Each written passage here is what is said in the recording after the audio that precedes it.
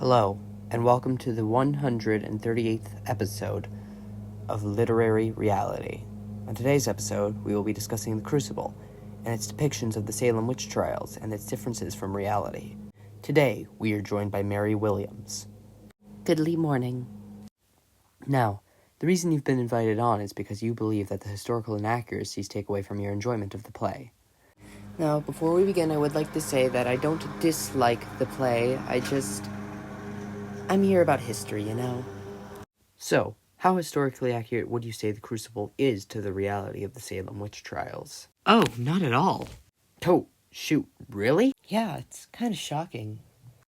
So, what type of historical accuracies are there? Well, notably, there's the massive age changes. Okay, continue. Okay, let me just grab the text. Okay, so this is how Abigail is described. Abigail Williams, 17, enters. A strikingly beautiful girl, an orphan with endless capacity for dissembly. And later on in the text, let me just... Okay.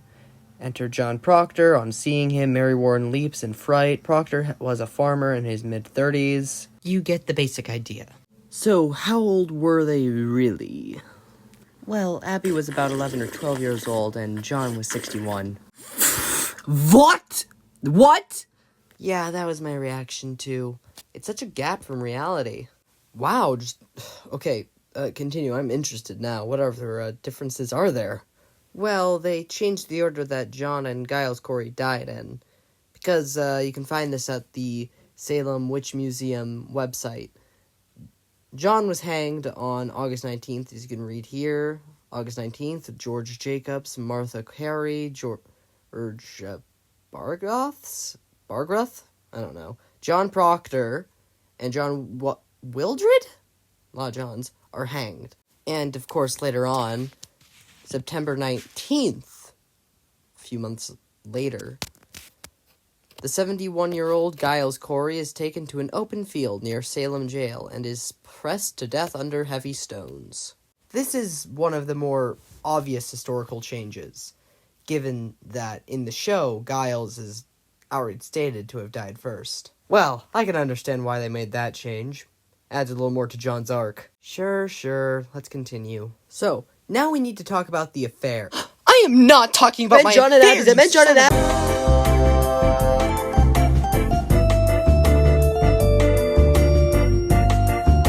So for the record, we're talking about John and Abby's affair. Her name was Abby. Dear God, Mary. Who do I look like? Andrew Mar... It's just not that type of podcast, okay? Yeah, that was just a bit over the top.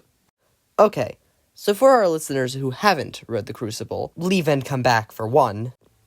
A major plot point in the play is that John cheats on his wife with Abigail.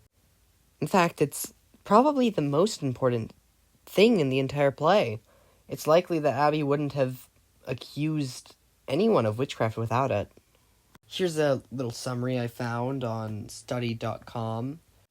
John Proctor had an affair with his servant, Abigail Williams, but the affair ended, and he asked his wife's forgiveness. So tell us, Mary, what's the verdict on that? Well, it's completely fiction. There was never an affair between John Proctor and Abigail Williams. And that is a very good thing, considering the age gap between the two. Yeah, I know. It was bad even for the time. Let me pull up a link. Okay, this is something interesting. The age difference, Proctor was 60 and Williams was 11, although it is commonly presumed that such an age difference was tolerated in this era, this is largely false. Although noble women married young, the relationship were not consummated until mid to late teens. Well, at least they're not complete sickos. Well, of course... Well, give me a moment. Let me just get this call. Abby? No, I did not go on a podcast and talk about me having an affair. Where are you getting this? Well, we're gonna go on break to take a... Ad break. Yeah, ad break. Suffering from severe exhaustion, loneliness, or depression? I mean, I guess. And we're back. So, while we were off the air, Mary had to leave. Turns out she had a jury duty.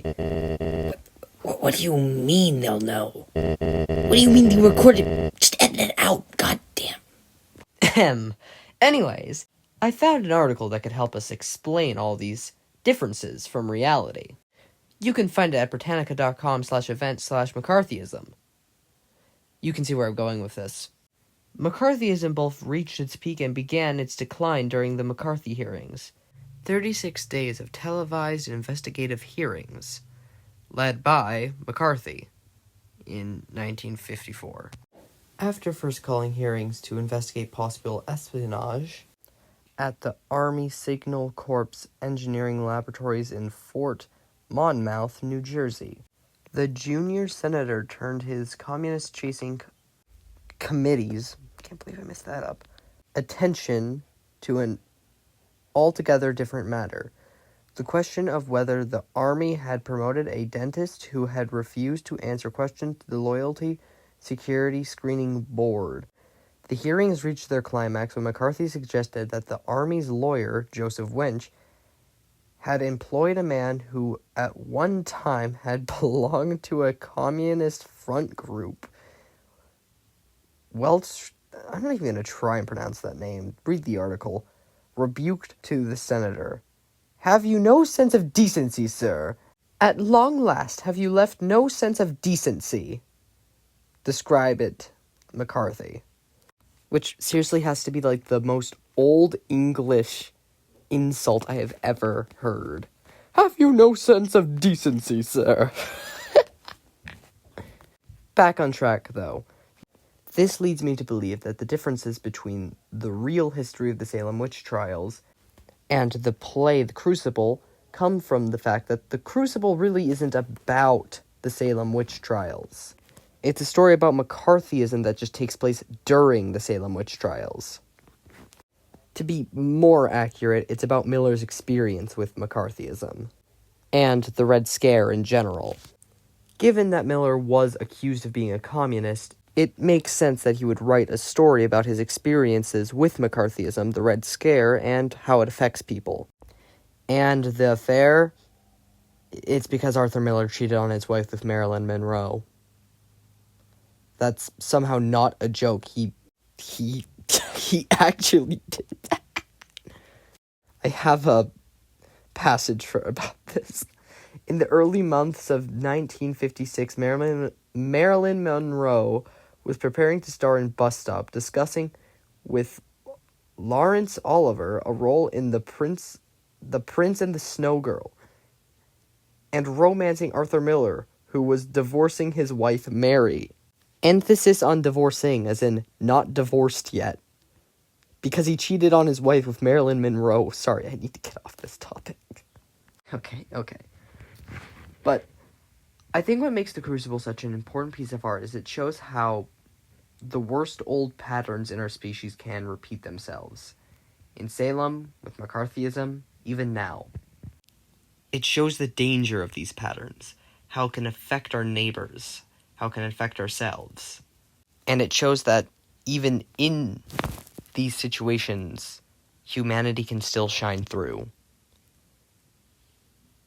How our best moments can still be what define us. That's what makes The Crucible timeless, even if not accurate to the time. Thank you for joining us. This has been Literary Luminary, signing off.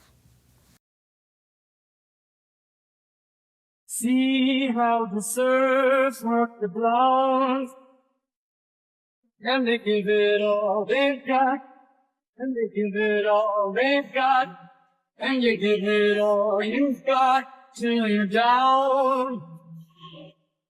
See how the brain plays around,